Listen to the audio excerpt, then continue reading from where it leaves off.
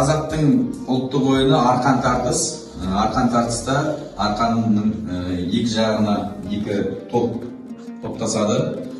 Екі топтың қатты күш сынасуымен, екі жаққа тартылуымен ортада тұрған белгіден бірінші тұрған адамы алдындағы орталықтан өтсе, мына тартқан жағы жеңіске жеткен болып есептелінеді.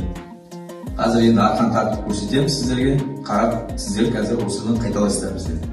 Дайынбыз ба? Әкелерімізге қолдауымызды отырайық, балалар. Әкелер дайынбыз ба? Қолымыз жақын. Сәл былай қарай сәл. 1, 2, 3. Осылай.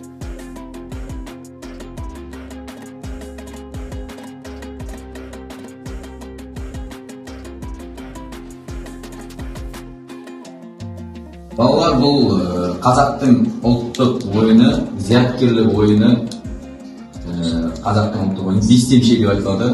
9 домалақтың ықшамдалған, сіздердің жастарыңызға арналған балабақшадан бастап бастауыш сыныптарға 9 домалақты алдын ала үйрету үшін ойлап табылған ойын. Бұл жерде ойын тақтасында 2 адамның арасында болады. Бастаушы, қостаушы. 5 отауы бар, қарсыласында 5 отауы бар, барлығы 10 отау. Мынау қазандығы, мынау қарсыласының қазандығы, 2 қазандығымен.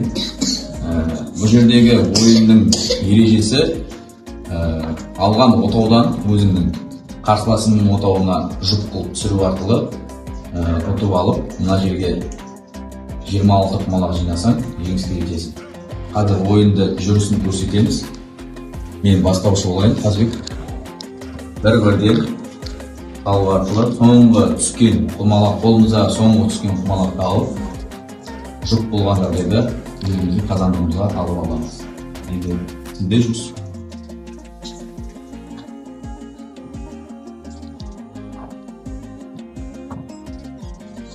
Енді мен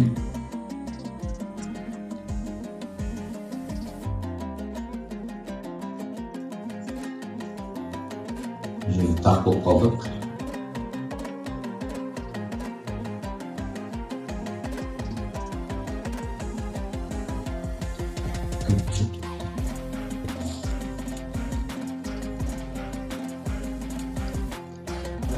Қол күрес деп аталады. Бұл ойын шартын 2 адам бір-бірімен білегін тигізіп